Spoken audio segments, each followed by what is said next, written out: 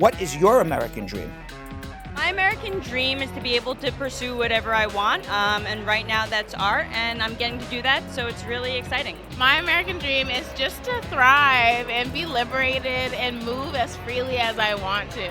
My American dream, just to be passionate, to build relations with humans, with one another, to connect. I don't think it matters what we're doing as long as we're positive and helping one another. You can't go wrong. My American dream is I want to be a part of making a good change. I want that for my children and for everyone's children and for everybody. My American dream is for everyone in America to actually feel like they can achieve what their American dream is. My American dream would be to bring colors and smiles on the faces of people who like my jewelry and bring a more positive outlook on life. My American dream is to be able to help people out, help them de-stress a little bit. Just for a second with any of our plans and I'll be happy. My American dream is just to be happy and live and travel and do whatever I want to do because I'm free to do that. My American dream is to unite a lot of people with our common interests, which should be protecting and making sure that the earth is healthy and good for the next generation. Everyone has a right to the American dream. Groundhog Sam! Okay, I'm going to get Brad a coffee before the show. Very important. Coffee, coffee, coffee. Oh, wow, they've got everything down in the lobby. They've got a menorah. You know, tonight's the third night of Hanukkah. And they've got Christmas wreaths. It's a real party down here. It's very festive. Hello, Tony, beloved security guard at 225 Broadway. You keeping everybody safe as per usual? Hi, Sam. How are you? I'm great, Tony. How are you? I'm very well, thanks. What brings you to 225 Broadway? Well, you know, I work upstairs at Spar and Bernstein. I know that. Yeah. But, you know, I don't see much of you. You should come down more often. I know. I'm always very busy, but today I'm going to get Brad a coffee before the show. You know, caffeine is very important. Oh, caffeine goes a long way. It goes way into the night. Yes, sir. Yeah. Do you like coffee? You know, I do. But I actually like cocktails more. Ha ha ha ha. Ha ha ha. Brad knows I've snuck into his liquor cabinet a few times. All right. Why not? Why not? Yeah. Get away with a lot when you're a cute, furry groundhog. You sure do. You're kind of really cute, let me tell you. Thank you. You're welcome. Many say that. Yeah. I love your wreath. Happy holidays. Thank you. Same to you. Very pretty. Hey, you waiting for Santa? Yes, I can't wait. I got to figure out what I'm going to get Brad for the holidays. Okay. Well, you got some time yet. I do. It's very stressful, the holidays. Yeah. But it's exciting. I can't wait. Yeah, exactly. Well, thank you very much, Tony. Great to see you. Sam, nice seeing you. All right, happy holidays. Happy holidays. I'll see you soon. Okay, bye. You're the best, Tony. Anyway, did you miss yesterday's episode of Brad's Show Live? Well, in case you did, Belgium Kim went to the Renegade Craft Fair, which was one of the biggest craft fairs in New York City. And she gave everyone lots of ideas for their holiday shopping. Maybe I'll find one of those vendors and get something for Brad from them. Everyone she met were incredible artisans who also happened to have very interesting immigration stories. And then Miami field correspondent Anna Ascona was on, discussing how upset she was about the migrant caravan getting tear gassed at the U.S. southern border. Okay, what's on today's show? You'll have to wait and see. Now's the time you've all been waiting for. It's time for Brad's Show Live, starring Brad Bernstein and co-hosted by Belgium Kim and Jonathan Yo-Yo Elias. Okay, now I gotta go get that coffee. Let's go.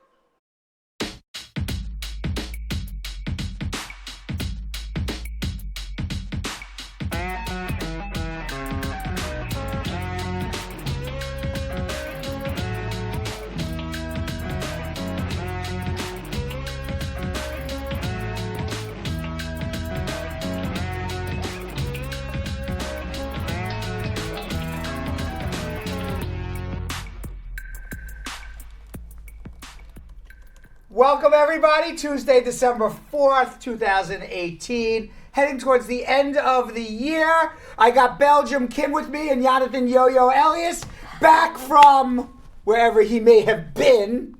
it's a secret. It's a secret, man. You know what? I'm surprised that What? you actually said the date without asking. This is weird. Right? Well, if you've actually been joining our show recently, Oh, you've been doing this? No, what you would have learned is that the date is on all of these cards, and I never knew for about a year. So now I look at the card and know the date ahead of time. Okay. So any event, I came. First of all, I'm still waiting for coffee from Sam. I didn't get I any. was gonna ask. Did Okay, he? What no, kind of coffee? I got no coffee. I see him down in the lobby. But the issue with Sam is he gets lost. So where'd he go? I don't know. He went to get coffee. He never Probably came back. still out there talking to people. I don't know. He never came back. So I have water here, and I'm a little tired. Yeah. Oh no. Yeah, but a little. Yeah, you didn't get your coffee. I didn't get my coffee, but I'm okay. Jonathan, he was on vacation, an unannounced vacation, and then he came back for like one day. Which went on for months, Yeah, it seems. right. He came back for a day. And then yesterday we're like, "Where's Jonathan again? We don't know." So then all of a sudden I walk in and there, in the studio, there he is, hanging out. He goes, "Hey," he goes, "Hey dog, what's up?" And I'm like, "Wait a minute, hey dog, what's up? What are you talking about, hey dog?" No. I go, where you been? He goes, "None of your business." That's true. Didn't happen that way, guys. I think that's how it went down. It Belgium didn't. Kim, is that true or not true? I will remain neutral. Why do you make me do this, All right. Brad? You have to pick between a paycheck and a friendship, Belgium Kim. And it's a paycheck. Brad is absolutely right. Like that. Brad is Damn, never that's a told a damn. lie. I'm only kidding. Welcome back. Well, Anthony. you know, I know you're practicing for your show. coming up, so I'm only joking around. And funny thing is, I really get excited to come back here because I hate rehearsals right Do you? now. Is rehearsals not fun? Yeah. I would I'm think not- rehearsals are fun. No, because I have so many lines and I have more notes than everybody, and I feel like I'm always not doing it right. So it's like. Have you been muffing up your lines? Not really. Right. Not Can really. you give us like a dramatic one good, like 2 or 3 lines? Like a monologue. A monologue. Because you've memorized your lines already. Yes. Okay? And by the way, for those who don't know, Jonathan Yo-Yo Elias will be making his off-Broadway debut on Saturday, December 15th.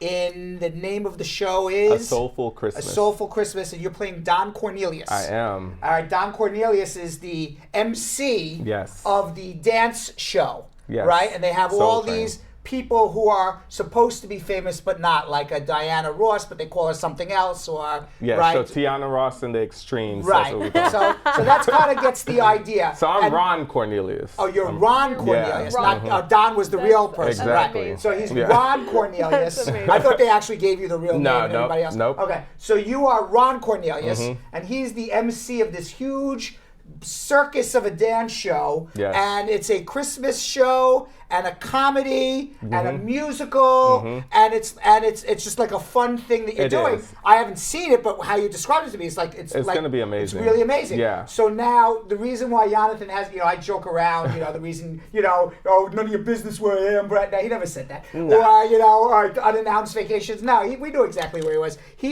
The man is practicing for his off-Broadway Yeah. debut. And I am a nice enough executive producer, along with Julie Bean, to say, go do it. We're not stopping in Absolutely. we're not holding you back. Absolutely. So I thank you guys all right, too. so what I would like to ask of you, Jonathan, if you can be so kind enough, because unfortunately I already booked my trip before I knew that I had the plane tickets. I'm going to be in Asia. Yeah, damn. Going to be in Asia. Are you going? No. That's true. It's Brad, his kids, and me. Right. That's who's That's going right. You on could be a vacation. nanny. Right, yes, I'll yes. be a nanny. Belgium Kim is coming as Mary Poppins. So yes, Mary Poppins is coming along. Worst of all That's time. right. So Jonathan, so what I would like, because you want to publicize the show as well, right? And then the name of it again is what? A Soulful A Soulful Christmas. Christmas. And where is this theater? Oh shit. Oh shit. Yeah, I You don't even know where. Look, How do you went on opening look. night? Do you even know where to go? I know it's like on West 48th Street. But you see, you don't practice Here. on West 48th Street. So you No, don't really know. we don't. Right. No, so it's at the Actors Temple Theater or West 47th Street. West 47th Street. Yes. And that's right outside of Times Square. Yes. So he's not off Broadway in Nebraska. No. He is No, off right Broadway right This is outside. legit. This is legit. Right outside of Times Square, right here in Manhattan. And this will be the first dramatic reading, public reading ever. Yes. Okay, because nobody has ever seen this before. And Jonathan Yo-Yo Elias loves us here on the Brad Show Live. He loves being part of the Brad Show Live. And he says, you know what, for the squad, I am going to do, for the first time ever in the history, a dramatic reading Oh my goodness. by Ron Cornelius from A Soulful Christmas on West 47th Street, starring Jonathan Yo-Yo Elias. Jonathan, the stage is yours. Oh my goodness. Thank you. Thank you. Oh, you guys are all too kind. Have a seat, have a seat. But don't worry, you won't be down there too long because we got some of the best acts that'll make you boogie down to the beat. Yeah, I know it's cold outside, but we're gonna heat things up with our special holiday edition show. There Fabulous! Oh, wow. Wow. Man, I felt some kind of way. Wow, even Julian the Tricaster got liked it. He's giving you applause too. That was fantastic. So squat up to you, Jonathan Yo-Yo Elias. Brad, Ron did you Cornelius. notice how he took his sexy voice? That He was did. a complete different And voice. I want you to know something. I'm not used to your dramatic pause. You know, because when I talk to you, you're boom, boom, boom, Right. boom, boom. So I thought you were done, and I was about to say, "Oh," and then there's a dramatic. That's the hosting. That's the hosting. That's right. You take dramatic pauses sometimes There you go. when you host. Now, how many lines do you think you have in the show? What? How featured are you in the show? Are The you on enti- stage? like are you on the- stage the entire 2 hours? The entire, like, I'm the captain of the ship. So You're the captain of the ship, right, so I you're have there. Yeah.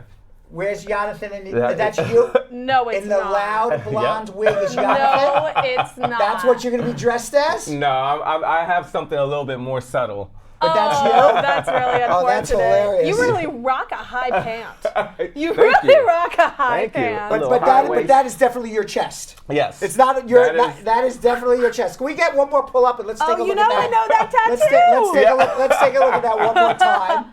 All right, there's Jonathan right there. A soulful Christmas, and there he is. Look at that. Oh, looking like the Black Dolly Parton. There he is. I'm weak. He is Black Dolly Parton on a soulful Christmas. Wait, I also really like the Santa Claus in the middle of the poster giving you sex eyes, Yeah. like just No. bedroom eyes, Yeah. Santa Claus. And you hear his voice throughout the whole time, like as a deep voiceover. Look at him. It's a fun show. Where's Santa smizing. It is a good What? smize. Santa's smizing. Look at, Oh look my at that God. smile. Oh man, he's like, you've been What's a naughty, wrong? naughty girl. That's, I don't know if I would want my kid sitting on that Santa. That's right. No, there's a That's an adult Yeah, Santa, that's an Brad. adult Santa. That's an there's adult a, Santa. That's an adult song. Santa. It's an old school Yeah, song yeah. called Maybe- Bad Santa. So maybe it's- Denisha would want to sit on Santa's lap, right? Yeah. You never know. She can get in line behind me, Brad. Ooh. All right, so I gotta say hello. Boy, we're getting a little rowdy. Right. It's Is almost it like it's Wednesday? hump It's not day. even Wednesday yet. We're getting a little rowdy. So I gotta say hello to Malia Lobin Martin. I was gonna call it Just Call Me Joelle, but I now know it's Just Call Me. Joelle, dear, I get it wrong all the time. Tamika Nelson, how are you? Carol Anderson, the Tiger, Abigail Taylor Watson, Wendy Brown, what's up? Who else we have here? Malia Lobin Martin, Tamika Nelson, Jella Shauna, Carol, I said, Malia, Yvonne Steele, Janet Brown, and I just went through this really fast here. Tareen Hayes, Yvonne, I said Yvonne Steele, Christy Consali, how you doing? And I don't know, it's more or less the same people. No, we had a newbie, Brian Wolray. It said it's his first time. He I've said, not "Hey heard that guys, name. first timer." Wow. Oh, what's up, Brian? What's up, Welcome, Brian? Brian. Elsa, by the way, Julian the TriCaster guy, can you welcome Brian somehow? Yeah, there you go. All right, Brian. thank you. So, well, I told you, Jill, it was going to happen, wearing right? jeans and your It was thing going to falls right happen. out. It was going to happen. Yeah. I'm unwired. I am unwired right now. Yeah. I am untethered. And you couldn't hear the awesome sound effects I he did just not played. hear the He awesome went, sound. I did. Oh, I did not hear it. I am untethered, but we'll fix it. We'll fix it a little bit. Yeah. Malia Lobin Martin and Brian Wollery, first timer. There Exactly. he is. I There see he him is. now. And Dawn Harriet and Cami Singh on YouTube. on YouTube. We got XO Kavala XO. Always. Is that Kiss Kavala Kiss? It's kiss, hug, Kavala, kiss, hug. Ah. Wait, which is a hug and which is a kiss? I think the next the is a kiss. X is a kiss, and the O is O a is a hug. hug, yeah. So it's kiss, hug, Kavala, kiss, hug. Kisses and hugs. Yes. Hugs and kisses, and they say, though. Yeah, and then we have Afzal A. Obviously, Af means kiss, Zal means hug. So we have Hug Kiss A as well, saying squad up as well. Yeah. And Ruthie Cutie, she got her wine. She was the winner of the wine and sake. Oh, look at And there that. she is. She is a cutie. Is she drinking? Is she drinking it? Or is she just smiling in front of it? She's just smiling in front of She's it. just It looks like smiling in front This of is before she downed it. Right. So for all those who say nobody wins, there's a winner. Winner, Yeah. winner. Winner, chicken dinner. Congrats. Or what about winner, sake drinker? Ooh, that's a Winner, good one, winner, Brad. That wasn't sake quick. drinker. That was quick. Congratulations. And BK Ricky, how are you? And Ja Love, and Princess Black, and XO. XO just loves this show. Aw. Right? There's love everywhere, even in the name. Fox Racing never misses a show. No. Never misses a show. Just to be clear, Fox Racing is a man. Yeah, Kim. yeah, All right, thank I you. know. Okay. Thank you. Johnny FC, how are you? And for years, not years, because I don't know if we've been doing this for years, but for several months, I don't know why you thought, and he's such a, he's a man. I met him. There's nothing female about this guy. This is why. You want me to tell you why, Yeah. Brad? I thought Fox Racing was a man at first, and this is stupid, but it's because there was a motorcycle in the picture. But now the picture has changed, and it's from very far, I just see like a lit up face and long hair. And if I see a lit up face and long hair, You're thinking woman. I'm thinking woman. Well, you know, you got to get into the times, Kim. I know. It's not fair. All right, it's not fair. You can't A stereotype man just can because a also man have got luscious long hair. locks. That is correct. Yeah. Oh, now I see him. See, right. do you see what I'm He's a- saying though? Yeah. Right. He's luscious locks. But he's a man. But he's a man. Are you He is telling a him to change his name to Luscious Locks? No. Yes, I Fox am. Racing. And by the way, we gave Fox Racing so much props today. He's wishing me happy Hanukkah. That's Oh, right. Very nice, Fox Racing. Nice. All right, so what are we going to do? We want to share today, or tell who cares about sharing? Do we want to give away something, Kim? Jonathan, maybe? Oh no, I feel good today. I feel feel like good? I feel like they would share today. Do you think they would share Do today? you? Yeah. I think so too. Yeah. I think it love is. is in the air. yeah. Do you It's a- feel it's a love is good in the feel- air? It's a good feeling today. What? Do you know the song "Love Is in the Air"? Yeah. How does it go? Love is in the air. That's Strangers in the Night that I you know. just sang. Okay, you I was just about to sang say that's Strangers not in the the Love Night. in the Air. I and know. I replace know the Love is in the lyrics Air, with but Love is in the Air. I have no idea. How's it go? How does Love Is in the Air go? Wait, is Love is in the Air a song? I just What's made it that- up. Who is that by? I don't know. It's by Ron Cornelius. I thought. That's what I knew. That's what I thought it was. Ron I thought it was Ron Cornelius. Cornelius. So Love Is in the Air. Don is the real person. He plays Ron. I play He Ron. plays Ron. Ron Right. Cornelius. Right. Jill is yelling in my ear. Don. No, I got it right. I got it right. I play Ron All right. Cornelius. So right now, Yeah. Love Is in the Air. We just totally made up the song, but I think maybe tomorrow, Kim, Yeah. for Hump Day, Yeah. we will develop the Love Is in the Air song for Hump Day. Is this going to Kim be and I. the prequel to This will be our the prequel. Brad Show Live musical Correct. episode? So what we will do, Yeah. if we get Yeah. to 650 shares today That seems doable. on Facebook, and we get a contemporaneous or continuous group of over 90 people watching simultaneously on YouTube, Belgium, Kim, and I Yeah. will sit down sometime this evening or tomorrow morning. Yeah. And we are going to write a song, Love Is in the Air. We are going to sing a duet. Oh my Like God. we are like Kenny Rogers and Dolly Parton. Wow. That's right. Like Sonny and Cher. Like Sonny and Cher. Yeah, Kenny Rogers doesn't Oh wait, Kenny Rogers. Kenny Rogers, yes. he's No, country. which one You were is thinking Kenny G? Kenny G. I knew what you were Yeah. thinking.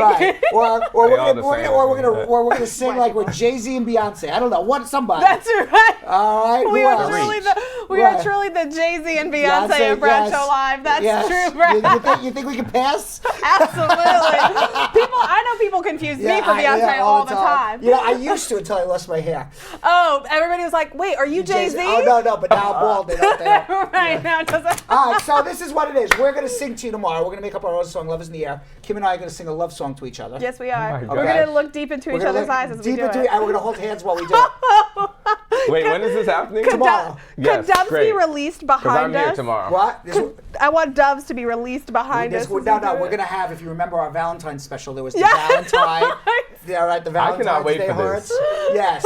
And we're going to have Ron Cornelius announce the song. Okay, but squad, you got to do it. This You is got to work hilarious. for us. Yeah. You got to work for us. I actually even shared about 5 times Love just now. is in the air. So, Exchanging you guys share. Y'all have to glances. share. Glances. Kim and I have always wanted to do a musical together. We have. And, That's and it's because Jonathan's in a musical and we're not. It's jealousy. It's pure and utter absolute jealousy. jealousy. Absolutely. It's absolute jealousy. And as a result of that, Kim and I are going to make our own musical up, but only Absolutely. if there's sharing involved today. Only if you Y'all get have to do this. You All right, guys. tell them what they get. Pure entertainment. You guys, Brad and I will stare deep into one another's eyes and sing the original song, Love is in the Air, that we have The written original. just for each other and for you, Brad Yes. Squad. Here's how you're going to get there.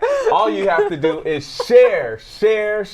And in order to share, look at the video, the bottom right-hand side or left-hand side, depending on what device you're using. Press share it to people's pages, personal pages, because that counts as a share. Also share it to groups. And also, don't forget about YouTube. YouTube, just copy the link, share it in text messages. You could still share that on Facebook and, of course, WhatsApp. So guys, do it. And by the way, we we will not rip off Frank Sinatra. We are going to make our own.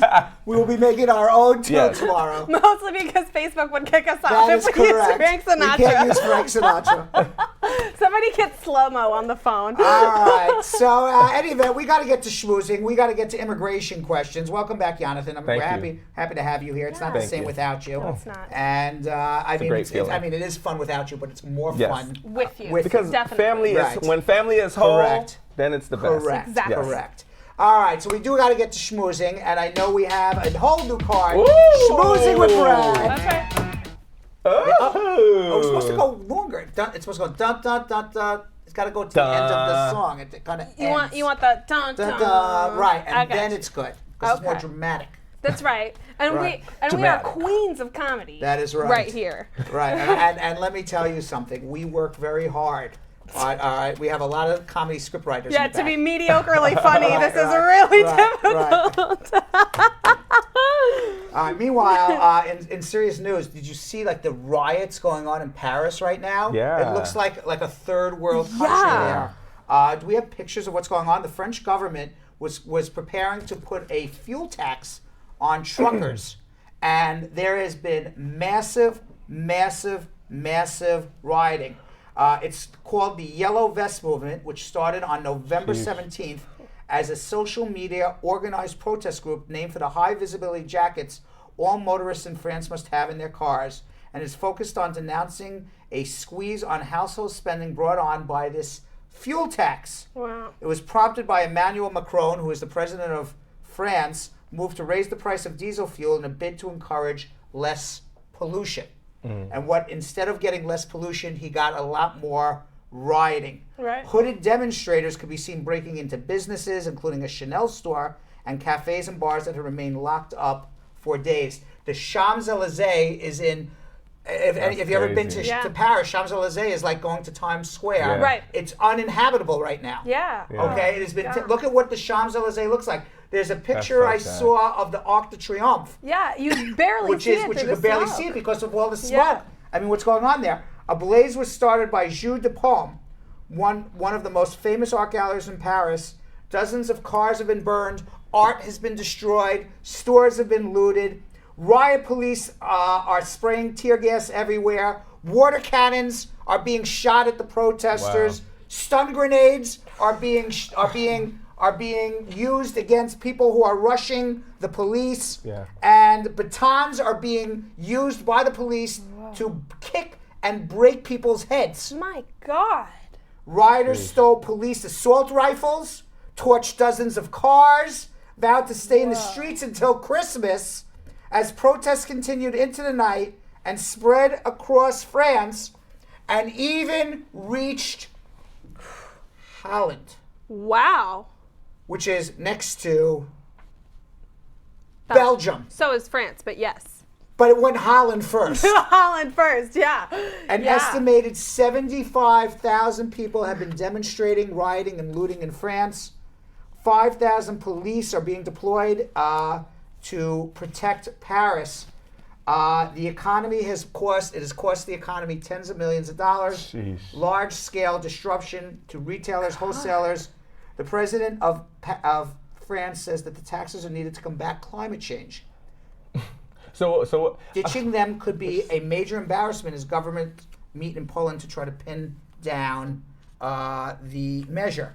Now, the French government is preparing to now suspend the fuel tax increase after all of these violent protests, and it is now marking a major U-turn on climate change legislation in France. Yeah. So here we now have another country where people are saying they do not want to do anything to protect the environment. But why are they doing that? Because is the United States doing it? Right. Is China doing Right. it? Is Russia doing it? Nobody's doing it. Yeah. So there was a Paris Accord. The United States pulled out of the Paris Accord. So everybody else says, "What are we, schmucks? Right. Right. We got to suffer, and the United States gets to pollute. Right. We got to suffer, and China gets to pollute. Right. So that's what's going on here. And the only schmuck really was the president of France who didn't realize this. 100%. And he caused a major riot. He should say, you know what, if the United States isn't going to do it, we're not going to do it either.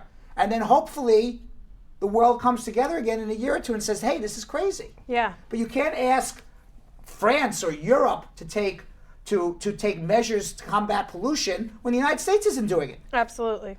Absolutely. And that's really, I think, where it all comes from. It is a shame that these protests got so violent, though, because That's the what I'm movement saying. started as a peaceful movement that was really that seemed to bring a lot of attention to a really important issue, and now this has happened. See, you but know? and that's my problem with it, because when it comes to looting and it becoming violent, I don't think that that's protesting, because half the people that are looting going to Chanel, what the hell does the Chanel store have to do with it? They're stealing stuff from there. That's not protesting. So Right. I'm going to use this as an excuse and say I'm protesting, but I'm stealing, and you're tearing down your city. How is that Exactly. how is that a positive thing? I think that's dumb.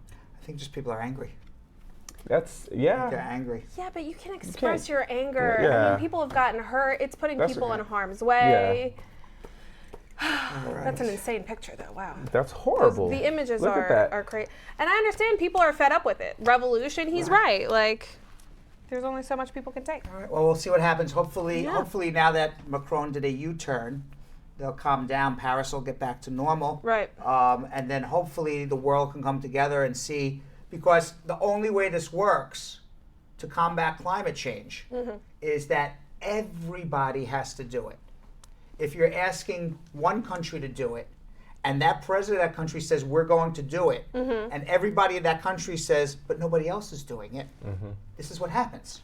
Exactly. This is what But happens. also, now if people don't agree with one thing, they just know they can tear down the city and loot and become violent, Right. and then they're going to change their mind. I feel like the president gave in a little too easy. There should have been a medium between the two. I don't know. I feel like he just gave them what exactly they wanted, and they got it by Well, you looting. got to give the people what they want. Yeah. I mean, that's what democracy is. You got to give the people what they want. Okay, so but that doesn't mean riot, and that's not democracy. That's how they're Right, going to exactly. think. That's how Right. they see it now. Right, right. It sets a dangerous precedent. Yes. It does.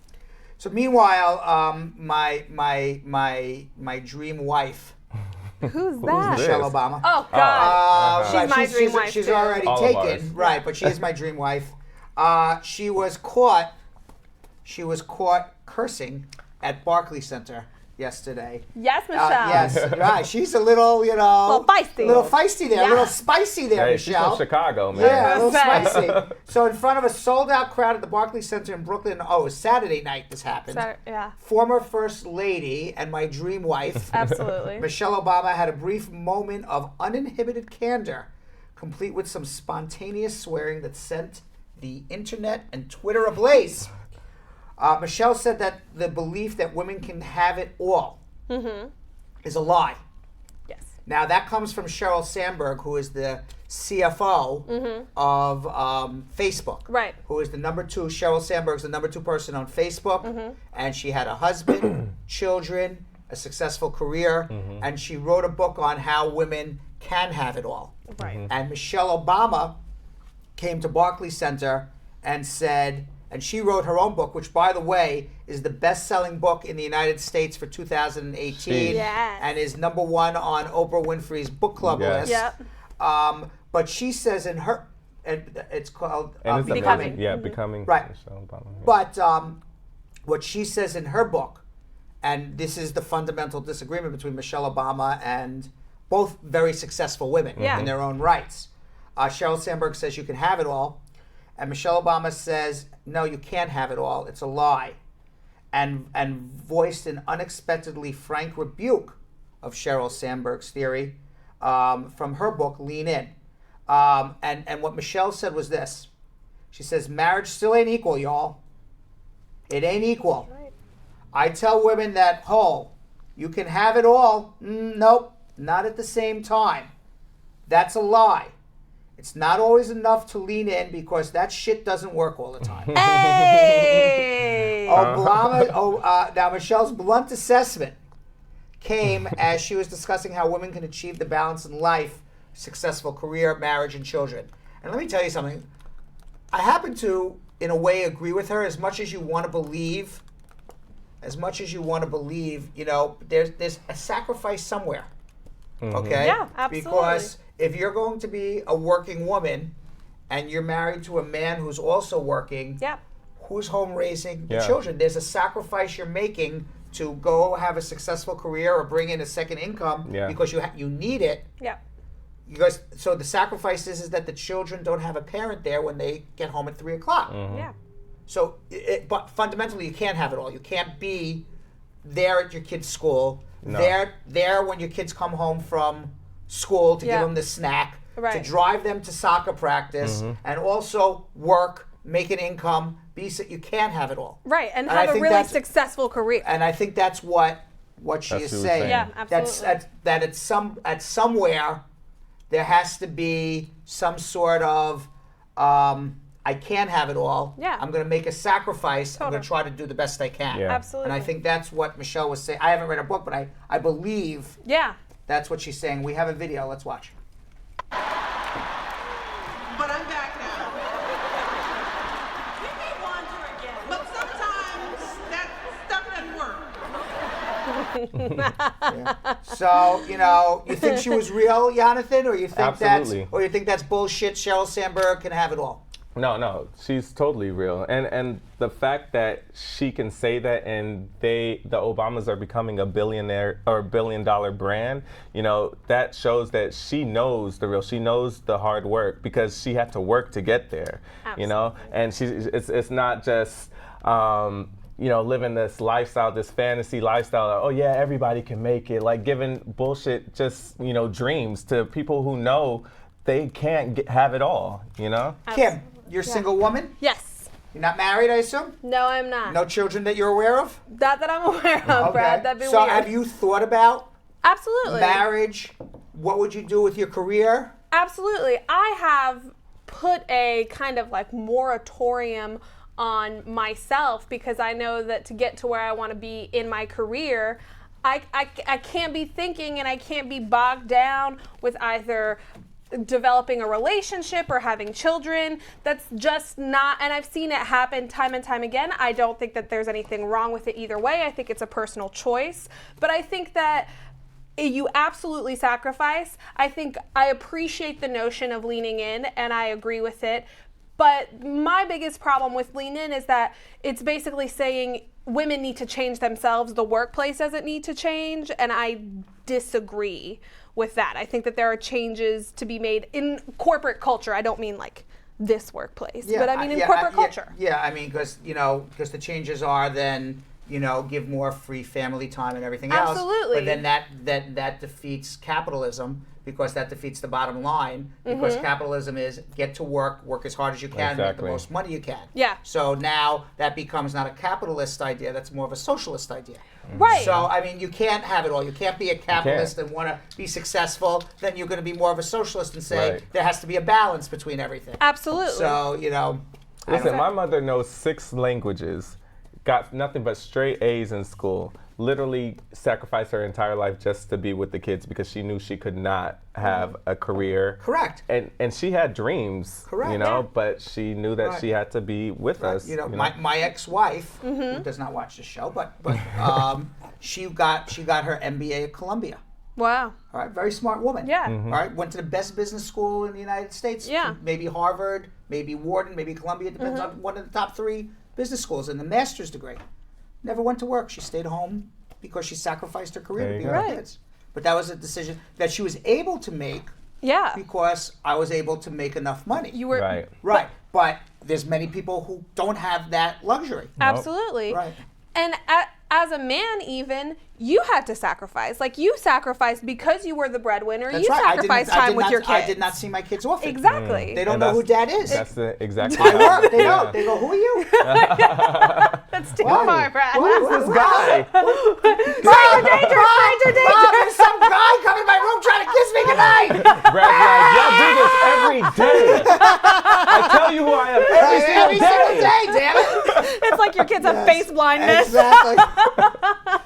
No, but it's true. My kids didn't know me growing up, but I was working 15 hours. But that's, that was a sacrifice that I made. There is never a person that I have met that has built a successful business from the ground up that feels like they spend enough time with their kids. I've never met that person. All right, so let's see. We have anybody on hold yet? You got 2 people on hold. Ooh. Ahmed and O'Shane. And before we get to Ahmed and O'Shane, I just got to talk about the dumbest man in America today. The dumbest man? All right, the dumbest man in America What'd he today. do? And then we're going to get to our immigration questions. Okay. So the dumbest man in America made an all-out rescue effort to try to save a man on a roof of a house who looked like was falling. Oh my God. That doesn't sound dumb. And only to discover after he went and made this enormous effort at his own risk of his own life, that in fact it was a Christmas decoration dummy. Let's watch. We have the video. I think we have the video. Are you serious? We do have the video. So wait. Before, okay, all right. So before we do the video, let me just say a few things about what we're going to see. Okay. All right. So it was the Heirloom family had decked out their house. This is in Texas, to mirror the scene in National Lampoon's Christmas Vacation, when Chevy Chase's character Clark Griswold slips on the roof and winds up hanging from the gutter by his fingertips. So this is from a comedy from the 1970s. They were hoping that the dummy, dressed up just like Griswold, with a tipped-over ladder nearby, would help them win their neighborhood's annual Christmas decorating contest. Aww. Now this guy, Albert Norwood Jr., may have never seen the movie National Lampoon's Christmas Vacation.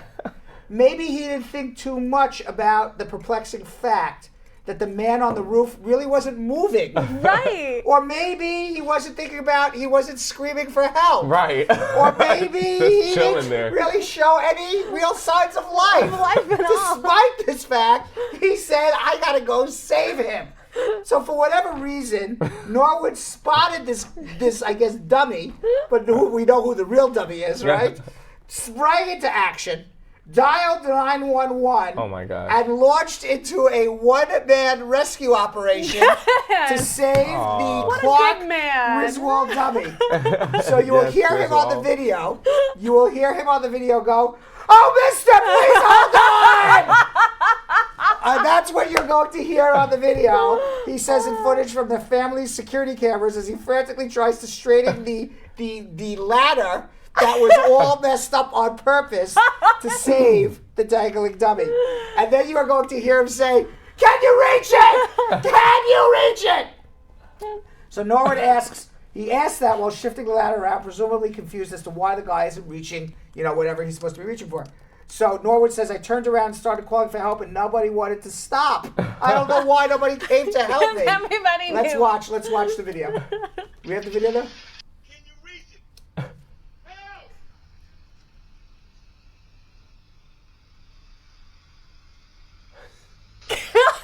He realizes and runs away. I love the runaway. Oh my God. That is the funniest So I thing. guess that means that they should have won the contest. That had to have, right? that had to have won the contest. That had to have won the Tamisha contest. said that she had read about this in the news, on the news, or saw it on the news, and they gave him a $500 gift card. That's really. I gotta be That honest, is Brad. hilarious. I don't put him in a dumb category. I kind of put him in like my faith in humanity is restored a little bit. Because I'm Absolutely. just like, yes, he yanked this ladder off of these people's Christmas decorations, but he was really trying to help, and no one else was stopping. Wait a second. And that's a nice Oh my ass God, they house, put though. a sign out. What did Hanging he- above as Clark- part of our Christmas display. What did he Please say? don't Please call don't call 911. 911. That's hilarious. Where was this here? So he said, can you reach it? Come on, please hold on, mister. Like, why aren't you? Oh my God. It does feel like there were a couple of clues that were like, this is not a human. Oh my God, that was too That's funny. hilarious. Meanwhile, I'm going to tell you something. that we're not going to be doing tomorrow, Belgian Kim. Are we not going to be dancing? We are not going to be singing to each other a love song. Oh, well, damn. Not off Nobody of shares. 47 shares. Nobody shares. Nobody cares. Nobody wants us to like look into each other's eyes. Now 47 shares? I've never seen it this You low. want us to do Dirty Dancing dance? And we could now, I'll lift Brad, Belgian would Kim you up, and I'm like, you would die. I would fall we over, would break both my back. die. We would both die. I would fall over. It would- my back. Only in the water, Brad. Only in the water could we really execute that move. Somebody find us a pool. We can make that happen. Belgium Kim and Jonathan Yo-Yo Elias, can you please ask people to share? Because I really want to sing tomorrow with Belgium Kim a love song. Right. Too. You guys, what you're gonna win if you get to 650 shares. That's a low number on Very. Facebook. You guys have done it a million times, so don't even play with me right now. If you guys get to 650 shares, and what did we say on YouTube? 100? 90. 90. Look at us being all Oh. generous. 90. And 90 continuous views on YouTube. You're going to get to see me and Brad write our own original song called Love is in the Air, and then we'll sing it to each other romantically. Correct. Gaze into each other's It's eyes. gonna be better than twerking. It'll be better way than twerking. better. Way better it will than twerking. really, it'll hit you right in the feels, Way y'all. better than twerking. Right in the feels. Yo-yo, tell them how to share. All you have to do is click on the bottom right-hand side where it shows a little arrow pointed to the right, says share. Share it to people's pages. Share it in Messenger. Share it to, you could share it to a person's phone. You could actually copy the link from your Facebook and share it to people's phone numbers. You could share it on WhatsApp and also YouTube. Don't forget, because you can get the numbers of watching while sharing that Link. that link. There you go. There you go. The link. Hit that share button, y'all. Hit it. Also in groups that you're members of, even if it doesn't have got anything it. to do with immigration. All right, so now we got to get to a section of our show, which is the spine. I was told today this is the spine of the show. It is the spine of the show. This is what pulls everything together. This is the core. The core, the Yeah. spine, It holds us Holds up, it. holds us in. Yes, everything. It's just. It's like the girdle. Exactly. Yeah, it's like exactly. It's like, okay. Right. So let me 1 second. We're gonna go to the part of our show called answering. By the way, what happens is when you go to that card answering questions, calling immigrant, that's when I put my girdle on. Yeah. So I got the girdle on now. Getting answers to your That's immigration why questions. we show that screen. Sponsored That by is correct. Spanx. Correct. Soon enough. All right, so we're gonna get serious now. We're gonna answer some immigration questions. We got Ahmed from Dallas. Ahmed, what's going on? Yeah, how you doing, guys? Good. What's going on? Yeah, not much. I have a question. I've been here 18 years, United States. I'm from Somalia. So I have a misdemeanor, domestic family class A. So I get, September 2011. Then What is the misdemeanor for? Domestic family. Okay. Now, and where did this happen? What country? I mean, what state? I know. Dallas, Texas. Hey, you have a green card. Yeah, I have a green card. When did you get your green card? I get 2007. 2007. When did this misdemeanor happen? September in 2011. Okay. And were you living in the United States prior to you getting your green card in 2007? Yeah, no, it's happened to me. I get, 3 years in a probation. No, my question is, when did you come to America? I came to America 2000, October 2000. How did you come to America? Across the border, San Diego. Yeah. Okay, fine. All right. So you got. So let me explain something to you. Okay, unless what you pled guilty to is a petty offense, okay, you have a deportable offense, either because it's a crime of moral turpitude, or because it's a crime of domestic violence. And you have a deportable offense because it happened within the first 5 years of your entry into America. Because entering without inspection is not entry into America. Your entry happened in 2007 when you got your green card. In 2011 is when you have your conviction. So you're not 5 years here before your first conviction. You have a huge problem unless what you pled guilty to is a petty offense, which I don't know off the top of my head, simply because I don't know the Texas Penal Code off the top of my head. What I would suggest you do is you do not travel, you do not file anything with immigration, you do not pass go, you do not do it, for Monopoly analogy, what you do is hold on, have a consultation with us. And before the consultation, I want you to send me your disposition. And I will review it and actually see what it is you pled guilty to under the Texas Penal Code. And then if you have a crime of moral turpitude or it's domestic violence, you're going to have a big problem. I don't know what the answer is. If it's a petty offense, and I hope it is, then you're good and you should file your citizenship. So really, that's where you're at. I didn't finish my question. Sure. Just when I was in probation 2 years, my official probation, he gave me permission. I crossed the border in Mexico. When I came back, they catch me and they took my green card. So I was 90 days in jail, CCA. Then they say you are asylum, from Somalia. Then they let me go. After that, I filed, my green card. They give me back to 2016 to my green card. So I filed, 2017, my citizenship. So now December 28, I have an interview for my citizenship. Done? Yeah. Don't do anything. I'm telling you the same exact thing. I just listened to you for no reason. Don't do anything.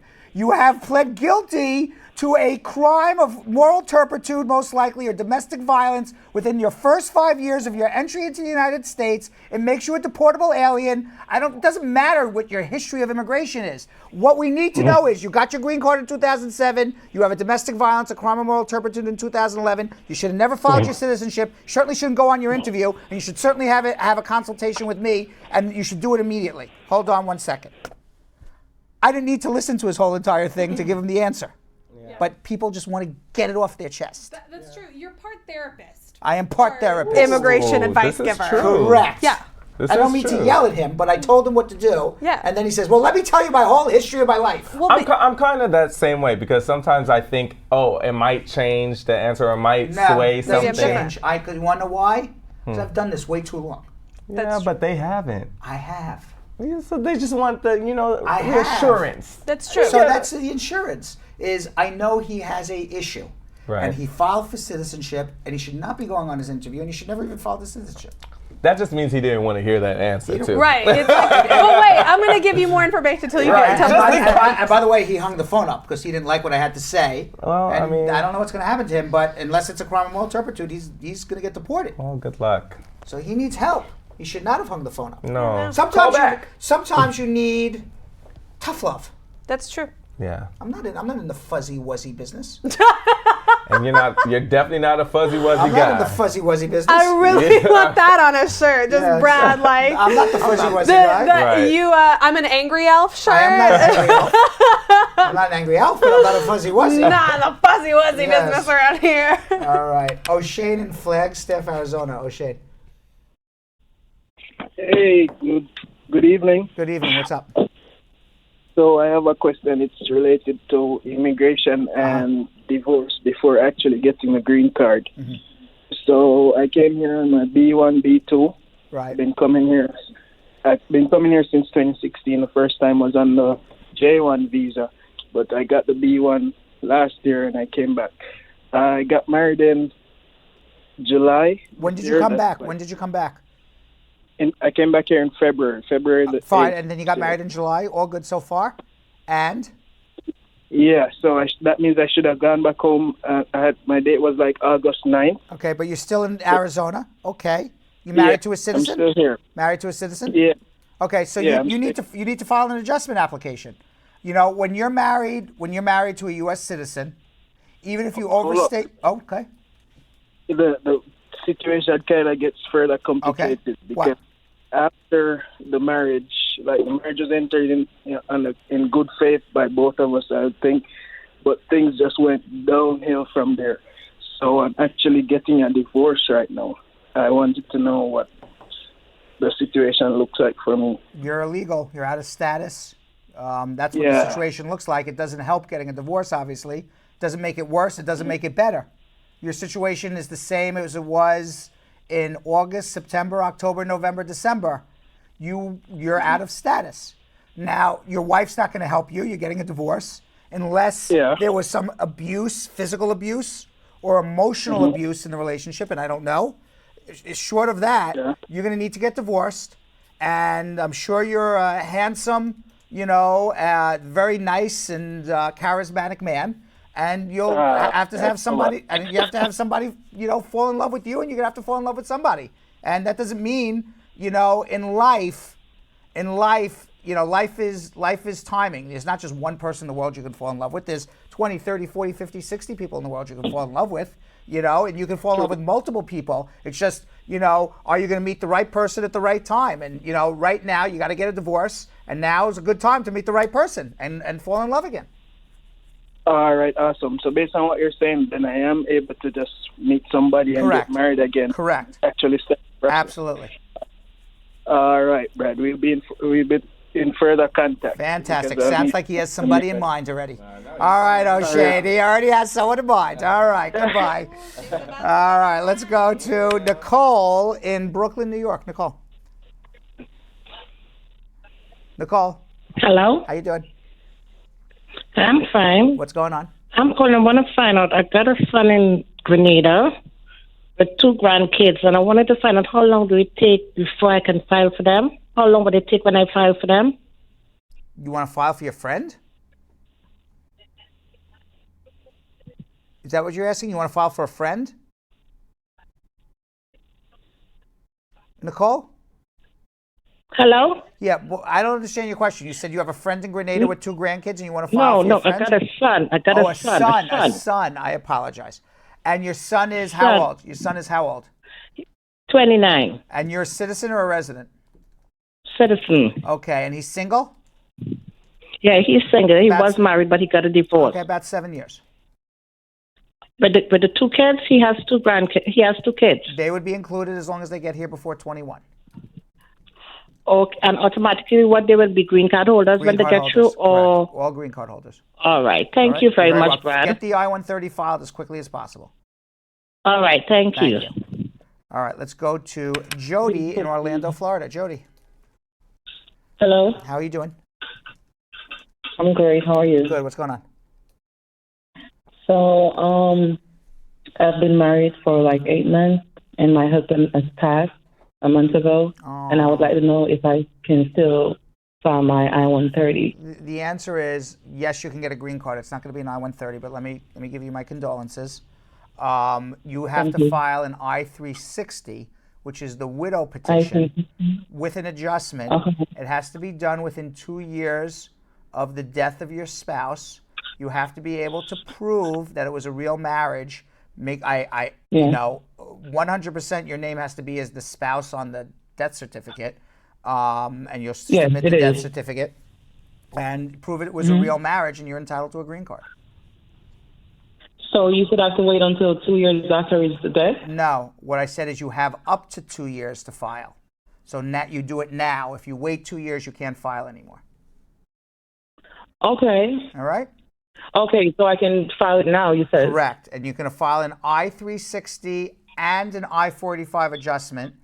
And if Yes. you need help, I see you're in Florida, but we can do a phone conference and we can tell you exactly what to do. All right? So hold on 1 second. Okay. All right. If we can get her on hold. There we go. All right, we're going to go to Christina in Brooklyn. Christina. Hi. Hi. How are you? Fantastic. How are you? Okay, I have a question. I've been married to my husband for a year. He's been previously divorced, but we have the divorce decree and everything. But the thing is, this is his first time doing anything like filing for somebody from another country, and he doesn't really understand because we tried different. I don't understand. You're married to a man, and you slow down a little bit because I didn't understand the full thing. I've been married to him for a year, but he was previously married. He got divorced. Okay. But he never did like the filing for somebody from another country. So he doesn't really understand where to go. But you're not in another country. You're in Brooklyn right now. Yeah, I'm here. So you and him live together. How did you come to America? I came on my visa, but it expired. Okay, and this man's a U.S. citizen. Yes, he is. Okay, so what's going to happen is, if you don't understand what to do, that's why lawyers exist like me. All right? But what you're going to do is you need to file what's called an adjustment application, which is an I-45, an I-130, an I-130A. I'm giving you all the forms. It doesn't really matter to you because you're going to come and see me. And we're going to do it for you. And when we do it for you, you're going to get a work permit in about 6 months, a travel document in 6 months, and a green card in about a year and a half, and you got to prove it's a real marriage. But we can do it all for you, and you're in Brooklyn, and we're in Manhattan. We're right across the river, and that's what you should do. Have a consultation with us, all right? Yeah, okay, so where do we come? Because right now we live in Jersey, because we just moved to New Jersey. That's fine. Hold on. You're going to take a PATH train right to downtown Manhattan, but I'm going to put you on hold, and someone off the air will tell you what to do. Okay. All right. Let's go to Mike in Queens. Mike. Hello, good evening. How you doing? Yes, I'm good, Mr. Bernstein. What's going on? I'm calling on behalf of my friend. For some reason, he's shy to call, but he's at work anyways. He got married a little bit over a year now. He is married to a U.S. citizen. Right. But he said, he figured that she is cheating on him. Why? For some reason, I don't know. Well, I don't know. Well, he has to know some reason, but maybe he didn't tell you. Yes, he didn't tell me. Okay. Yes. So he has a 2-year conditional green card. Mm-hmm. So he wants to find out if he could get the 10-year green card, remove the conditions, without her being present. Yes. At the other interview. Yes. There's no law that says when you have a 2-year green card that you have to stay in an unhappy marriage. In the marriage. Okay? You're in an unhappy marriage, your wife is cheating on you, or you think your wife is cheating on you. Nobody says you got to stay there. The only reason they give you a 2-year green card is the government wants to make sure that this marriage was real. Okay? That's the only reason. So they give you four ways to do it. Yeah, I'm sorry? Oh, sorry to cut you off. I'm just taking a little notes here for him when he comes. Okay. All right. So they give you 4 ways to do it. Okay. So you can file to get your permanent green card. You and your wife sign the papers, and you're living together, and you're happy. But that's not going to happen. You can file. You can file the papers and say my wife physically abused me, and that's why we're not living together. But that doesn't happen. She's having physical with somebody else, but it's not abuse. Okay. All right. Number 3, you can say it was a real marriage, but I'm not with my wife anymore. But I have a very bad disease, and if I go home, I'm going to die from this disease. I need medical care here. I'm sure that's not the case. or the last one is and this is the one he's going to do. It was a real marriage, but just the marriage broke down. We got a divorce, and here's the proof up until the date the divorce began that me and my ex-wife lived together. So as long as you can prove that you lived together up to the time you started a divorce, you get a green card, and you do it on your own. So how do you prove that? By showing bills that comes in your name or joint account? Correct. Proof that you and her had an economic relationship and you lived together. Okay. All right, and we can help. Okay, We can Mr. help. Bernstein. Hold on one second. We can help. And thank Okay, you very much for you. calling. All right. Belgium Kim, Jonathan Yo-Yo Elias, where are we at with sharing? Brad, it seems that Nobody wants to see us sing. 62 shares. I'm Nobody. actually. Even when we don't ask you to share, you guys share more. It's Yeah. like you're actively not sharing to not have to see this. Is that what it is? And really, Jonathan, I've never really seen anybody read a vibe worse than you today. Yeah. Because you said, I feel that love is in the air. Yeah. And that's how it all started. Like- You said, Jonathan says, love is in the air. I think everybody's going to share. And I have to say, you're a very smart man. You usually read the tea leaves very, very well. I do. But today, you were just a little off. Rusty. No, it's almost like they want me to be wrong. Like I've never seen it this low. They're like, you'll prove it wrong. I've never seen it this low. This is crazy. Yeah. All right. I'm sure we have a lot of social media questions to make it up, right? We do Oh, indeed. yeah. All right, so we're going to get to... Well, they definitely want their questions answered. That's Well, for actually, sure. before we get to our social media questions, Anna just texted me. What? I forgot about Anna. She's like, "What are you doing social media?" I just got the text on my computer here. She's mad about something. No, she's not. Well, she's always mad about something, right? She just, that ain't right. That's her thing. Right. So I just got a text message from Anna. She goes, "That ain't right. You're supposed to do my finger." That just ain't right. That just doesn't make any sense. That doesn't make any sense. So because I do get my text messages right here. Right, That's what I'm you looking at. So I'm like, you're right, Anna. I apologize. I shouldn't go to social media. I mean, we're supposed to go Anna. Yeah. All right. So Miami field correspondent Anna Escona's latest edition of That Just Don't Make No Sense. No, I'm sorry. That just doesn't make any sense. That make no sense is not good grammar. Yeah, that don't make no sense. That just don't make any sense. She discusses the case of Wan Zhen-Kui and his wife Huan Wang. Okay. Who was here on a visitor's visa that was good until 2027. Now, the Kuis were detained and deported back to China when their Carnival cruise docked in Jacksonville, Florida. They were on a cruise ship. They got pulled off the cruise ship and got deported. Oof. The worst part of the story is that Zhuan is a stage 4 cancer patient. Oh my God. Anna is incensed that ICE would treat these people like this. Let's watch. Hey friends from the Brad Show Live, I'm Anna Escona.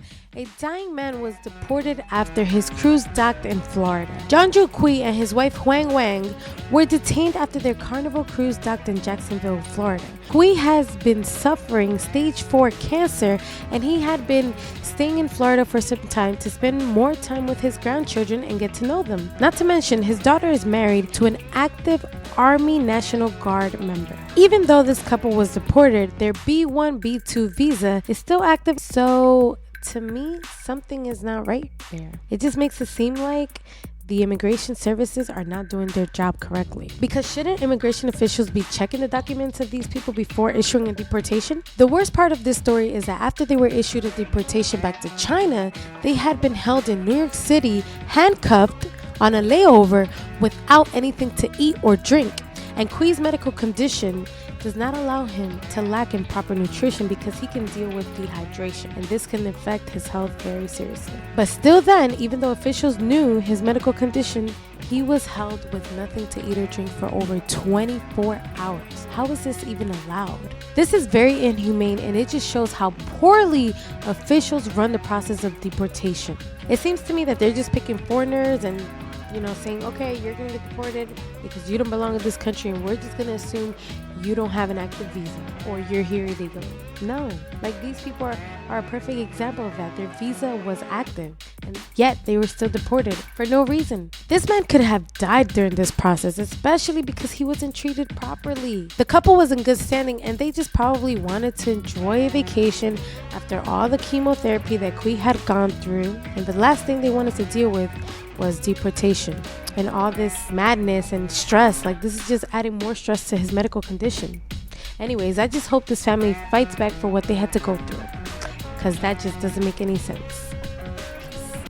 That does not make any sense. Wow. That's insane. Horrible. That's a horrible thing. Horrible. Now, I will say Anna did text me also, and she said since that time, it's been, in the news, the United States admitted their error and allowed the Quees back into Florida, but still. Yeah, after That's just all because that. it came out Correct. in the news. Correct. Right, exactly. Correct. All right, so now we got to get to something that we call social media check-in. All right. All right, our girl, curly girl, Shauna has a question. Hey, Brad, would WIC be a problem when filing for VAWA? No. Latoya Peterson. What's the cost to reapply for a lost green card? The lost green card is done on the I-90 form, and it's a very easy way to do it. You go to USCIS.gov, and you Google, because Google knows everything. USCIS I-90 filing fee. See what Google says. Google says it's $540. Okay. All right. That's what Google says. That's what Google says. Joe Lola Nanos would like to know, I had an approved petition for my daughter, and the priority date for the visa was April of 2013. How long is it going to take for the visa and the interview to actually happen in the Philippines? In the Philippines. Now, is this person a resident or a citizen, Joe? That we don't know. Is the child over 21 or under 21? Also something we don't know. Is the child married or unmarried? Also another thing we don't know. I don't know the answer. You know what I'm thinking, though, reading the way that this is? I think that daughter is filing for Joe. Daughter's filing for Joe. I don't think Joe's filing for daughter. Can you read this again, the question? It says, I have an approved petition of my daughter. Okay. And the priority date is on the visa is April 13th, 2013. Joe, you should have been here in America 5 years ago. Oh. Tell your daughter to call me. If that's the case. If it's Joe filing for daughter. Yeah. I don't know, Let's say she's over 21. Over 21, then she's got about, if she's a citizen already, at least 7-8 more years. Okay. It depends. Depends. We need more info, Joe. Correct. All right, Joe's got to be Judy. clear. Judy has a question. Hi, I would like to know what the process to sponsor someone to work with you if you own a company, and to adopt someone if they're over the age of 10 and 13. Please advice. Well, that's a lot of questions there. Books written about it. Okay, do you want a work visa or you want to sponsor them for a green card? Let's assume it's a green card. If it's a green card, you got to file a perm labor application. You got to prove that the person you're sponsoring is not taking a job away from an American worker, and that's generally done in a skilled position by submitting 2 ads in a paper on 2 consecutive Sundays, a classified ad looking for the job. Whatever the job may be, the person who you're sponsoring also needs to get a reference of experience to show that they have experience in this job. Because if they don't have experience in this job and you're looking for an experienced American, why don't you hire somebody with no experience? So you say, I have an experienced worker in another country, and I have a job that requires experience, and I've looked for people in America to do this job, and I can't, and therefore I want to hire this person, and then your labor application gets approved. Then you file a visa petition for the person with the approved labor application. And you have to file that visa petition within 180 days of the approved labor application. And what you have to show in the visa petition is that your company can afford to pay this person's salary after all the other expenses are paid. Once that's approved, they get put on a waiting list for a green card, and when their date on the waiting list is reached and you finish all that paperwork, they get an appointment at the U.S. Embassy, and at the U.S. Embassy you give them a letter offering them a job, full-time position, in the exact position and salary that you advertise for on the labor application. And by the way, the salary has to be the prevailing wage of similarly employed workers. You can't say I'm going to pay the person 10 cents and therefore nobody applied for the job. And then the person comes with a green card to come work for you. That is answer number one. Answer number two, how do you adopt somebody? It depends where the children are. The children are in a Hague Convention country. You can do a Hague adoption, which is a process. The children are in a non-Hague adoption country, then you have to do it as an orphan petition. That's a different process. If the children are here in the United States and they need immigration help, the faster way than adoption is to do what's called a SIJ, a Special Immigrant Juvenile Petition, where you become their legal guardian and prove that it's not in the children's best interest to be returned to their home country. That is a 2-hour show right there with me explaining adoption. But those would be the 3 options. Zara had a follow-up from yesterday. Okay. Yesterday, she asked about her husband who is currently in Afghanistan, and she's in the NVC stage for a CR1 visa. She submitted all the documents. Now she's wondering how long she's going to have to wait for before NVC reviews her documents so that they can schedule an interview. And in the meantime, could she go for a K3 visa? She really just wants the fastest way for her husband to come here. Well, but she's in Afghanistan right now? No, he's in Afghanistan. She's in the U.S. Okay, well, the problem is he's in Afghanistan. Okay, and when you're in Afghanistan, they take forever. So by filing a K3 petition, you're not going to speed anything up because it's the same background checks that have to be done. The only thing that you can do is either start harassing the National Visa Center and the U.S. Embassy in Kabul, or actually contact a lawyer to do that for you, or actually sue the government to force them to move the case along. But, you know, when you got a spouse in Afghanistan, it's going to be years and years and years. That's what the government's going to do unless you get somebody into action. All right, we have one from Ainworth Gordon. What do I need to file my citizenship and how much? You need a green card for 5 years, and the fee is $725. We've got a question from first-timer Brian Woolray. Oh, Brian! He says hello, and then goes right into it. And he said he felt very welcomed as well. He did. That's why he's asking his question. And he laughed during our Christmas vacation host chat. That's right. He loved it all. We love us some Brian. We love us some Brian. Brian says, how long does it take for a filing to come through that started on January of 2016 by my father, who's a U.S. citizen, for my children and I? Also, I'm married. Brian, you got a long way to go. Oof. They're up to August 1st, 2006, so you're 10 years away. 10 years? Let's figure out another way, Brian. Yeah. Brian, let's figure out another way, brother. Figure out another way, brother. Yeah. And I'm going to tell you, that's Ron Cornelius telling you. That was Ron That was Ron Cornelius telling you. From Ron Cornelius's lips to your ears. That's right. No, but he has to find another way. Yeah. Brittany Lynch says, good day. If you are a green card holder, how do you file for your wife who is living in Jamaica? You file an I-130 visa petition for your wife. She gets put on a waiting list. It's about 2 to 2.5 years. Roseanne has come to a critical point in her case, and she needs to know if she's doing this right. She says, I've applied for VAWA, and I'm sending in all my documents today. I don't have a lot to prove, but I have a good psychologist evaluation and letters from my friends and boss talking about and confirming my abuse. Should I stay calm and believe that my VAWA will be approved? Well, I can't tell you for sure, but it sounds like you're certainly on your way if you have people attesting to the fact that there was abuse. Yeah. Stay calm. Is other people's word enough in a VAWA sometimes yes application? Okay. Sometimes yes. You never know. All right, we have one from Munhawa Mwari. Yeah. Hi, Brad. I have a question. I need to ask how a marriage annulment can affect my immigration case with a new spouse. Well, if you got a green card through that marriage and it was annulled, then that means the marriage was void. You got a problem. If you got married, you got an annulment, and now you're married to a second woman, who cares? Just file the papers. Ilangwe would like to know, I've got a pending I-130 petition by my spouse. I also filed for an adjustment of status, my work permit, and advanced parole concurrently. in September of 2018. I'd like to change the adjustment of status and do consular processing instead, since I need to travel for urgent reasons.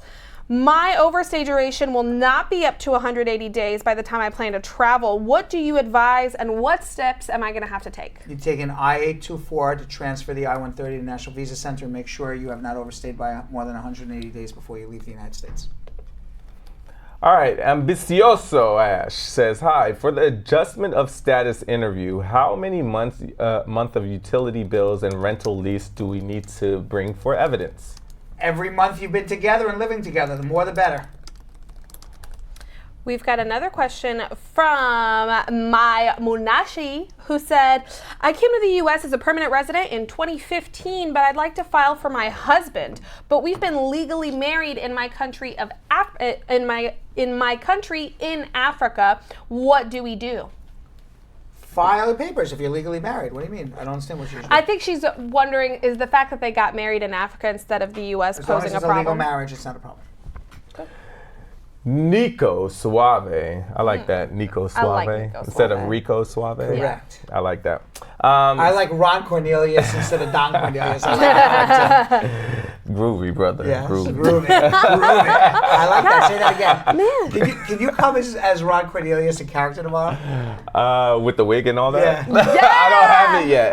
Once I have it, yeah. The voice gets like 8 octaves deeper. Yeah. That's good. Say that again. Groovy, baby. Oh my God, it makes the inside of my chest vibrate. I'm about to say, it's like what? My chest, Belgium like, Kim. like when the bass is Belgium Kim. This is not Hump Day Wednesday. You can't say anything. Julia the TriCaster guy, you watch yourself. Lord. All right, what else we got? All right, Nico Suave says, a citizen files for his brother since 2008. His brother got married last month. How does this affect his process? A citizen brother filed for... A citizen files for his brother since 2008. His brother got married last month. So now how does this affect his process? Get your green card through your marriage, not through your brother. Oh, we've got another question from Fabian, who says, I'm not sure if I asked this question correctly yesterday. If my child's mother ends up marrying the guy she's now with in a different state from where I am, and he files for her, so new husband is filing for X/baby mama, she is in a different state and he files for her. If she overstays, will it affect her when she applies for filing her green card if my child goes on the filing? No, it will not affect her at all. All right. So we got a couple of calls here I want to get through quickly. Let's go to Samantha in Mohopic, New York. Samantha. Hello. How you doing? I'm good, Brad. How are you? Good. What's going on? I have a question. My husband came to the U.S. on a visitor's visa, and he overstayed. We've been married for 2 years, but I'm not yet a citizen. Do I have to wait until I'm a citizen to file for him? No, file now. I mean, he may wait, much longer, and he may not be able to adjust until you're a citizen, but certainly file now. File, and that won't affect him here while he's here? No, he's starting the process of getting a green card. Okay. All right. All right, thank you. And if you need help, come see me. Let's go to Maxine in Somerset, New Jersey. Maxine. Hi, hello, good night. Good night. I'm fine. What if you came here on a visiting visa, got married, and didn't know that it was a 90 days right, the thing. Something. You're gonna file your adjustment. You're gonna file your adjustment anyway, and you're gonna most likely need a waiver for misrepresentation. Okay, you're gonna need a waiver. Well, let me say this. When did you get married? For instance, you came here in September. You're married in October. Most likely going to need a waiver, but maybe you can talk your way out of it and say, I really didn't come here to get married. I was coming to visit and blah, blah, blah, blah, blah. But most likely going to need a waiver. Okay, thank you. Okay, and if you need a waiver, you need a lawyer. Hold on. You need a lawyer? That's what they claim. Hold on. Okay. I am. Thank you. I'm making a joke. All right. Carlene in Queens, New York.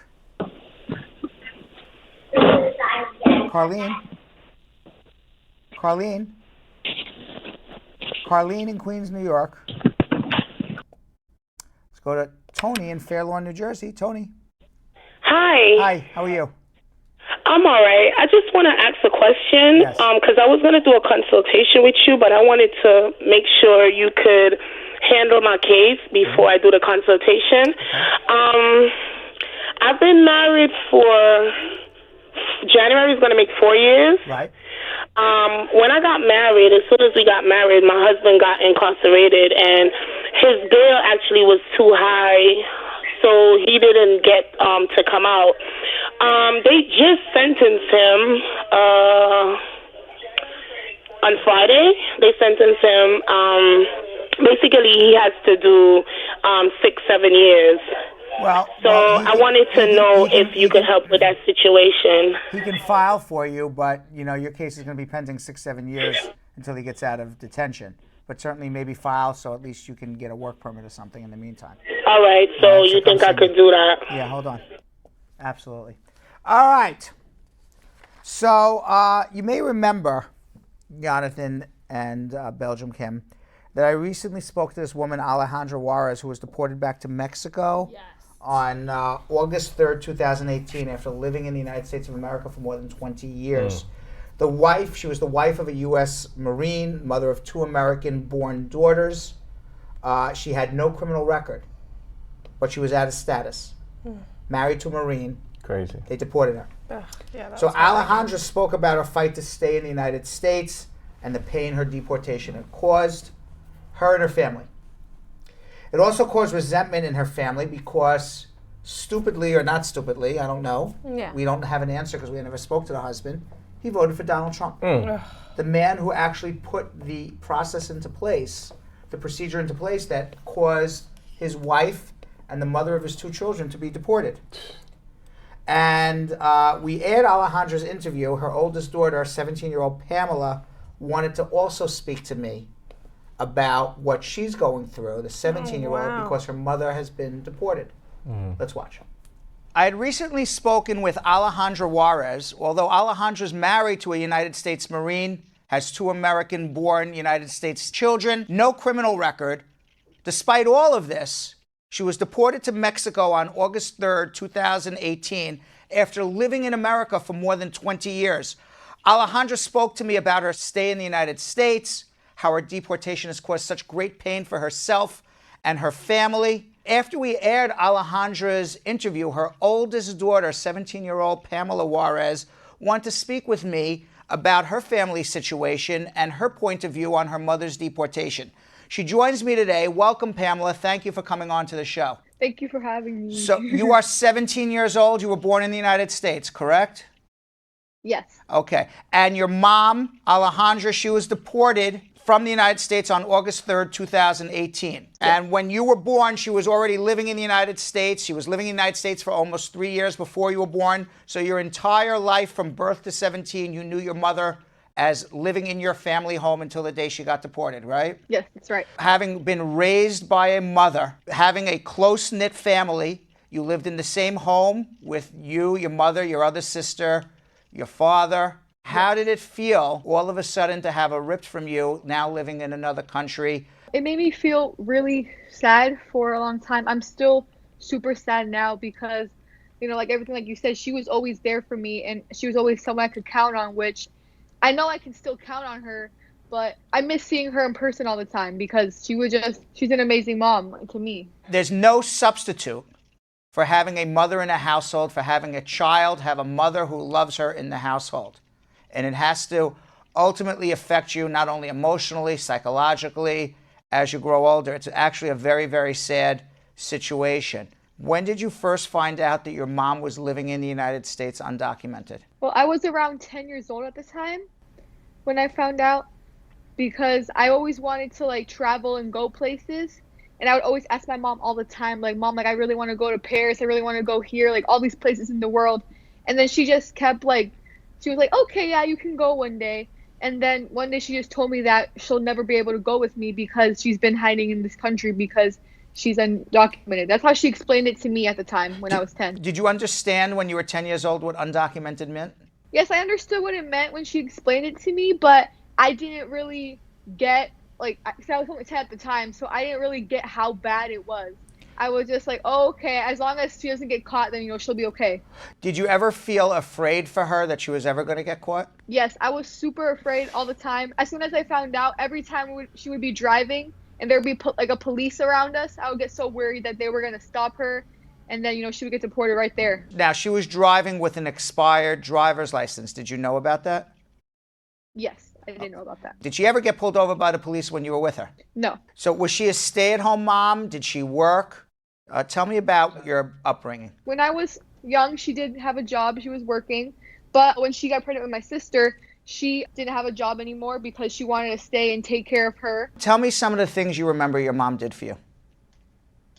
Well, she would always cook for me. She was always there to give me advice. She always, took me wherever I needed to go. I used to like to play a lot of sports when I was little. She took me to every sport event that I wanted to do, to my friends' houses, to school, everything. She basically did everything for me. Your dad is from Mexico too, is that correct? Yes. But he's a legal citizen. Yes. And he was also in the military. Do you know anything about your dad's military service? I know that he was in the Marines. And he was honorably discharged. He did his tour of duty in his service to the United States of America. He's a citizen of the United States. When he was in the military, you just lived with your mom and your sister, right? She was basically both mom and dad for that period of time. At the time my dad was in the Marines, my sister wasn't born yet. But yes, my mom was basically all I had at that time because, my dad was serving for the country. He's out of the Marines now. What does he do for a living now? He has his own floor installation business. So he installs floors in people's houses. Would you describe your house as happy, sad, nervous? I had a very happy household. To me, I had the best childhood ever because of my mom. Like, I wasn't spoiled, but basically she would just do anything for me. So I was always happy. I didn't worry about anything. Even, until now, I wasn't worried about anything. I had no real problems because my mom just always made things good for me. Did your mom ever share with you how she came to America? Well, I know that when she was 17 or 18, that she crossed the border because where she was living in Mexico, it wasn't a good situation for her because her dad died when she was 6. So ever since then, living with her family was just a dangerous situation. So she decided to come here and, she crossed the border because her uncle found, he knew a way that she would be able to get in. So then that's what she decided to do. Now, she was ordered deported. But the government never looked to enforce her deportation, partially because she was raising 2 U.S. citizen children, partially because she was married to somebody in the military. And although she had an order of deportation, they were not enforcing it. She had to go every year and meet with an immigration officer who would say, okay, you got another year to stay here. And that happened year after year after year for almost 20 years. Were you ever worried when she went to these hearings that something would happen to her? At first, I was worried, but then, everyone in her hearings kept saying that she had nothing to worry about because she wasn't a criminal, she didn't have a criminal record, and, my dad served in the Marines. So eventually, I just stopped being worried. I was like, oh, okay, everything's going to be fine. As long as she keeps checking in every year, then she'll be fine. But when Donald Trump became president, that's when I got worried. So what was it about Donald Trump's presidency or his run for presidency that started to make you worried? Just because everything that he was saying about how, he was going to make sure that all of the illegal immigrants got out and that he kept saying horrible things about Mexicans. So that's when I started to get worried. I was like, oh, he's actually going to probably, be the reason my mom gets deported. What is very sad and ironic and perplexing is that your dad was a big Trump supporter. Yes. Why do you think that is? To be honest with you, I'm not sure. I've asked him about it. I don't really get a clear answer. So I think it just might be the fact that I guess the other things to improve the economy. I don't know. I don't really care about that personally because just the fact that he deported my mom, I want nothing to do with him. Is your life better since Donald Trump? What? So your dad has an extra $10 in his pocket, but you have no mom. Yeah, big deal. Exactly. Now, your mom got deported after Trump became president. Basically, Trump said, if you're able to be deported and the country where you're from is willing to take you back, we're deporting you. We're not going to give you any more time in America, which is what happened with your mother. Now, after she was deported, I understand that you tried to contact Congressman Darren Soto. He's a Democrat from Florida. What, if anything, has he done to help your mom fight her deportation and come back to America? Well, there's a private bill that's pending for her, and I know that he just has to get that approved, but like, he still has the bill pending for her. So that's basically what he's been doing to help my mom, which I really appreciate. Well, maybe now, because the House of Representatives is Democrat, maybe now that would pass the House, and perhaps there could be a few sympathetic senators, because you only need a couple of Republican senators to be sympathetic, to add that onto a bill. So it's possible now, because, you know, the Democrats won that, it's possible that he can maybe push it through, and we're actually very hopeful and hope it does happen. Your dad wrote a letter to Donald Trump about this, that his wife and the mother of his 2 children got deported. What did he write in the letter to Donald Trump? Well, you know, he described what was happening to us, and he described, you know, he let him know that he's a Marine and that he was serving in the military. He was just saying about how my mom has no criminal record. Me and my sister are both legal citizens. So that's what he put in the letter, but we never heard anything back. Your father, was he disappointed he didn't hear back from Trump? My dad doesn't really show his emotions, but I know he had to have been disappointed, yes. Does he still support Donald Trump today? Yes. Why? That's a good question. Like I said, I've asked him before and he'll give me an answer, but it's not the answer that I need. So I still don't know. I assume you're very sad and depressed. Your sister's sad and depressed. What about your dad? Is he depressed about this? Well, he's always said that, you know, that we have to be strong and be tough, but I know for a fact that he's sad. I know he is, especially because, you know, him and my youngest sister, they're really close and he loves her a lot. And now we can't see them as much as we would want to. So I know he has to be really sad. And the 2 times that we've gone to go visit Mexico, I would see him tearing up. But, you know, he quickly covers and fixes himself, but I know, but he is crying. What was it like going to Mexico to see your mom? It was really sad for me because I've never been to Mexico, and I've wanted to go, but I didn't want to go to Mexico because of this reason, because I had to go visit my mom because she's been deported. That's not why I wanted to go to Mexico. What's life been like now in America, just you and your dad in the house, no mom? Your younger sister has moved to Mexico to be with your mother. What is life like for you now without your younger sister and your mom in the house, living in another country, forced by the government to do it? It's affected me a lot. I'm super sad all the time. I know I'm probably never going to be the same as I was before my mom had to leave, because me and my mom and my sister, we were all really close. And so now just the fact that I don't get to see her every day when I come home from school, that makes me sad. That'll make me depressed for like the whole day. You miss them a lot? Yes, I miss them a lot. Do you speak to them every day?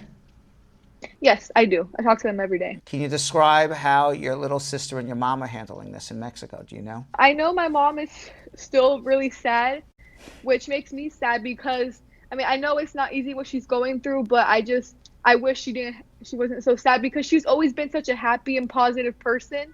But now she's like sad, and she tells me how much she misses me and she misses our house in Florida. And my sister is really sad too. Me and my sister don't talk that much anymore, as much as me and my mom talk, because whenever I talk to my sister, she's like mad or she's sad. Sometimes I feel like she's mad at me because, you know, I get to live here. Sure. So me and my sister, we've kind of like, I would say we kind of drifted. And before that, you were very close. It's really sad because she's 9 years old, so she doesn't understand why this is happening. She's angry inside, and she doesn't know who to be angry with. So you have to, as the more mature of the 2 sisters, you know, kind of give her a little break sometimes and maybe try to explain. You know, I understand where she's coming from. You know, I had this beautiful life in Florida, and I had lived with my mother and my father and my sisters, and now it's like now my parents went through a divorce, and they weren't even fighting. They were divorced by the U.S. government, and now we're forced to live in another country. And as a 9-year-old, I can understand that she doesn't understand.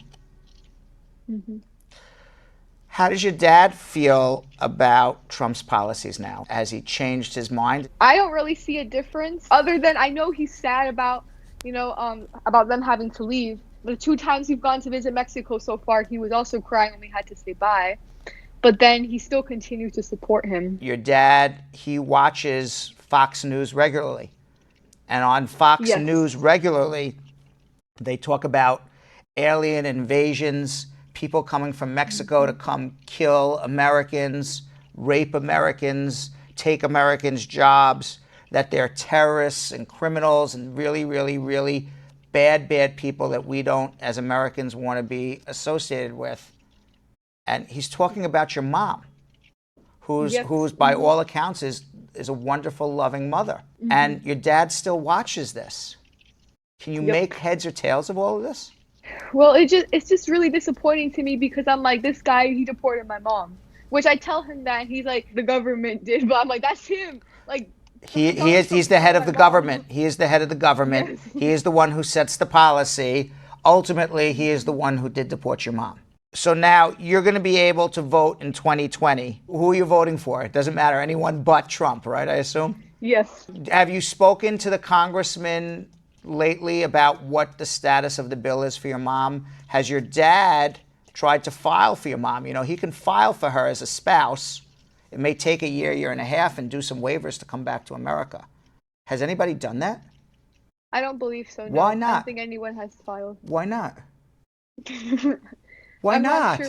That's crazy. I know, yeah. That is absolutely... Your dad can file a visa petition for your mom. She does not have a criminal record. She needs 2 waivers at her interview. 1 waiver to come back after a prior deportation. It's based on hardship to your family. And 1 waiver because she has lived out of status in America for more than 10 years. Also based on hardship to your family. Those waivers, based on everything I know about your family, you guys have extreme and unusual hardship. Now, that doesn't mean she comes back tomorrow, but it's about a year and a half to a 2-year process. There's no guarantee that this private bill will ever come through. So when your dad says, well, this is the government, well, you know what? The government has a process to bring your mom back, and it doesn't require a bill. Somebody needs to file for your mom, and it's your dad. And I hope somebody can convince him to do that. Me too. Okay. I'm going to try. I'm definitely going to try. Now, your mom is making a blog about what's going on. Tell me about that. Well, she started a blog just to write about, updates about her life and what her and my sister have been up to in Mexico.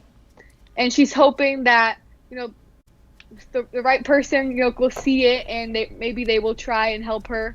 And it's great. I wish you best of luck. I hope your dad listens. I'm happy to talk to him if he wants to talk to me. Okay. Okay? Thanks for coming on. Thank you. Sad story. It's very, very sad story. It's so heartbreaking that a child has to go through that. Yeah. Right. You know? And then on top of it, the father supported Trump. Yeah, the whole thing is very sad. Absolutely. All right, so we are now at the end of our show. We are. And at the end of the show, we always... But at the end of the show, we always got to give our props to the people who have the best comments of the day. We do. In something we call Comments of the Day. Look at that. Here we go. We so fancy. I like so it. Fancy. So fancy. Zara Khan, who has been watching since yesterday, is drinking the Kool-Aid, Brad, because she said, thank you guys. You guys are so helpful for immigrants. Just keep it up. God bless you. All right. Yeah. Very good.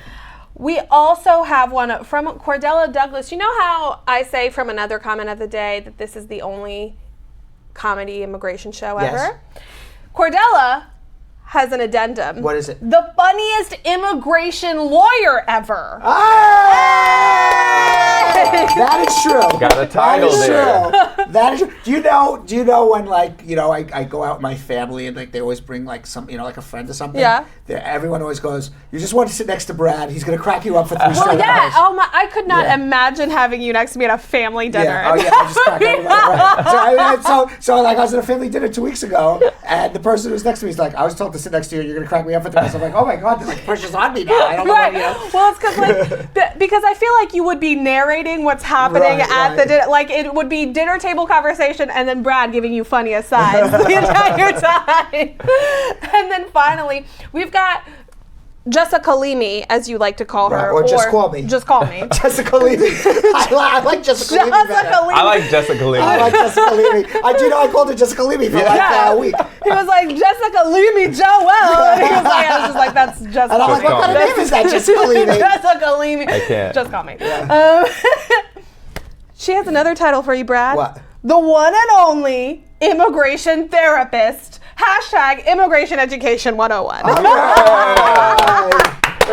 Can I actually add one? Yes. Last, Yes, you can. One just came in from Marge Higgs. Yeah. Said, how can I not love this show? I'm standing in Penn Station at Kmart listening because if I go inside, I'll lose signal. That's how much it means to me. Yes. It's cold outside. It is. You got to give her props for That's that. true. All right, Marge, catch your train. Marge, get home safe, and we'll Yes. see you all tomorrow. Thanks. Oh, by the way, it's Hump Day tomorrow, so come early. See you tomorrow. So, Sam, as part of the production, we have to say this disclaimer at the end of the show. Do you mind reading it for me? Okay, but you know, Brad, I have to do everything around here. It's bad enough I've got to remember everything that happened on the episode from the previous day. Forget it. I'll do it.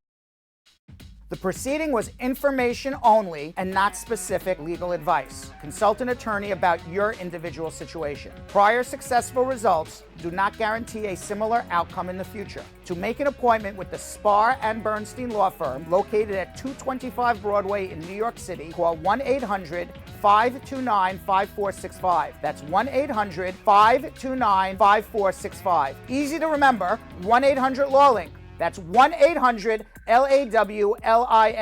Once again, make a call to 1-800-529-5465. And of course, link up with the law offices of Spar and Bernstein, located at 225 Broadway on the 5th floor. If I were you out there, make the call, make the link, make the connection, make it Spar and Bernstein. 1-800-LAWLINK. That's 1-800-529-5465. And now, conveniently located in Hartford, Connecticut on 1 Congress Street. Visit us in Connecticut or in New York at 225 Broadway. That's 1-800-529-5465. 1-800-LAW-LINK. 1-800-529-5465.